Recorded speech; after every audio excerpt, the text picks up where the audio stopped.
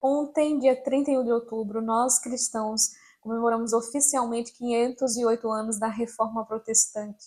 508 anos fazem que Martinho Lutero se levantou e pregou as suas 95 teses na porta da Igreja Católica contra as práticas da Igreja Católica.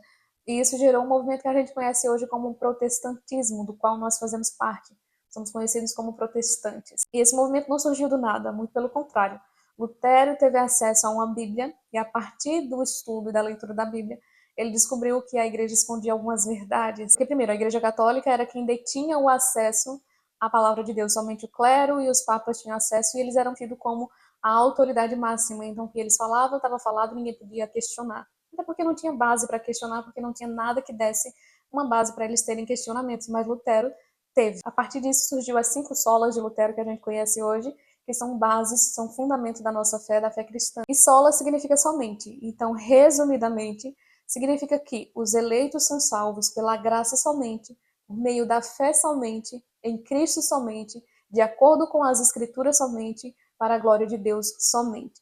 Ou seja, somente a graça, somente a fé, somente Cristo, somente as Escrituras e somente a Deus a glória. E essa é a base da nossa reflexão de hoje, porque eu quero compartilhar com você algo específico sobre uma dessas solas, que é somente as Escrituras. Eu compartilhei recentemente em um dos vídeos que existem palavras e expressões dentro do nosso vocabulário cristão e evangélico gospel que, de tanto que são repetidas, meio que perde o sentido ou o peso, né? A profundidade do significado. E uma dessas coisas é que a gente fala que a Bíblia é a palavra de Deus. Ela não somente contém a palavra, mas ela é a palavra de Deus. Quando a nossa Bíblia está fechada, ela é a boca de Deus fechada, mas quando está aberta, são palavras de Deus, é Deus falando. Então a gente fala que ela é a palavra de Deus. Então vamos partir daí, de que a Bíblia é a palavra de Deus. Então a primeira coisa que eu quero trazer para a gente pensar é que a gente se esquece muitas vezes que o acesso à palavra de Deus antigamente era restrito, somente poucas pessoas tinham acesso, e somente a partir de Lutero é que a gente conseguiu o acesso. As pessoas hoje têm acesso livre a um exemplar da Bíblia, qualquer pessoa pode ter uma Bíblia hoje, seja física ou digital, por causa da luta de Lutero e de muitos outros homens, que inclusive alguns perderam a vida nessa luta.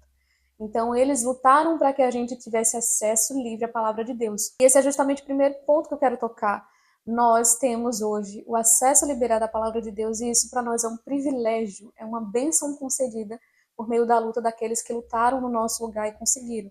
Então a gente hoje vive em meio a um privilégio, mas que normalizamos. E porque nós normalizamos esse privilégio, essa bênção, nós desvalorizamos aquilo que é um privilégio. Nós sabemos que em outros países a realidade é completamente diferente. As pessoas são perseguidas e mortas por causa do evangelho, mas pelo simples fato delas terem uma Bíblia, elas são alvo. A mosca passou aqui, mas vamos seguir. Isso. E hoje nós temos a liberdade de ler a palavra, de ter acesso a ela, mas não valorizamos. Ou seja, porque não valorizamos, não lemos. E porque não lemos, não temos Bíblia dentro da gente. E a primeira pergunta que eu deixo para você pensar é justamente essa. Se hoje fosse tirado o acesso que você tem à palavra de Deus, à Bíblia, seja física ou digital, o que da palavra de Deus estaria dentro de você? Se ela fosse um combustível para te manter de pé, até onde você iria com esse combustível que você tem aí? Seria suficiente para sua fé se manter viva, acesa e você se manter constante naquilo que você crê? Ou você daria 2 passos e morreria? O que nos leva ao segundo ponto. Sabe por que não há Bíblia suficiente para nos manter ativos, vivos numa fé que permanece? Porque estamos fazendo justamente aquilo que o profeta Jeremias fala. E eu vou ler para você. Jeremias 2, a partir do verso 13. Pois o meu povo cometeu 2 maldades. Abandonaram a mim, a fonte de água viva, e cavaram para si cisternas rachadas que não podem reter água.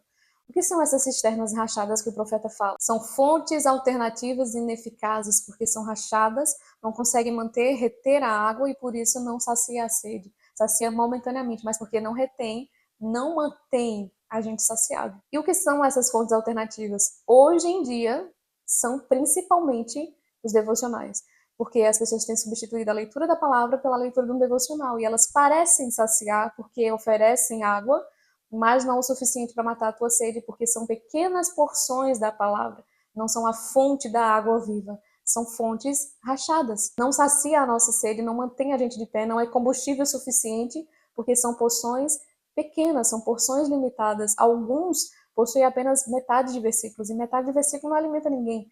É como pequenas porções de comida não mantêm um ser humano adulto de pé, firme e forte. Somente isso já seria suficientemente ruim, porque estamos abandonando a Deus e trocando Ele por fontes alternativas. Mas dá para ficar pior quando a gente vai investigar a raiz dessa troca. E ela está em algo que Paulo fala lá em Romanos 12, no versículo 2. Paulo fala: não se conforme, não se amolde, não imitem o comportamento deste mundo, o padrão deste século, deste mundo. Vocês sejam transformados pela renovação do vosso entendimento, mas o que for comportamento, hábito, forma de pensar e de agir deste mundo, você tem que agir de forma diferente. Seja diferente, não se amolde, não imite, seja diferente. Mas o que tem acontecido é que a igreja é que está se amoldando ao padrão do mundo em diversas coisas, e uma dessas coisas é a leitura da Bíblia. As pessoas hoje têm uma forma de consumir conteúdo que é mais rápida, é rasa, os vídeos curtos, isso é comprovado. Elas estão buscando cada vez mais conteúdos rápidos e superficiais. E os devocionais entregam justamente isso. São porções pequenas da palavra, são versículos curtos, às vezes nem um versículo inteiro, metade de um versículo, e textos pequenos. Então as pessoas têm consumido dessa forma. E sempre com a mesma desculpa de que a vida é corrida demais para parar e examinar, estudar as escrituras e ler um capítulo que seja inteiro. Mas aí é que está a questão, não é a Bíblia que tem que ser diminuída para se encaixar na nossa vida corrida.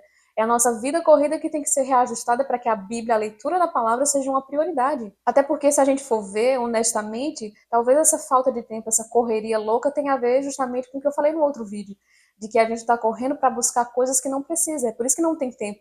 E a leitura da palavra, ela não deveria ser quando sobra tempo, ela deveria estar em primeiro lugar, não quando sobra tempo, mas sendo uma oferta do nosso tempo, do nosso primeiro tempo, na verdade, as primícias para Deus. Tem que partir desse lugar, porque tempo nunca vai sobrar, se a gente não priorizar, nunca vai sobrar tempo. Então não é que te falta tempo, talvez te sobre distração, talvez você esteja correndo pelas coisas erradas. Duas coisas podem vir disso aí. A terceirização do relacionamento com Deus, a gente está buscando ouvir a Deus, mas sempre através de outra pessoa, como se Deus não falasse. Deus, nosso Deus, não é um Deus mudo. Deus fala e aqui está a sua palavra. E ela não precisa ser descodificada por ninguém. Ela está explícita, ela está clara. É você que não se relaciona com ela. Deus não é um Deus mudo.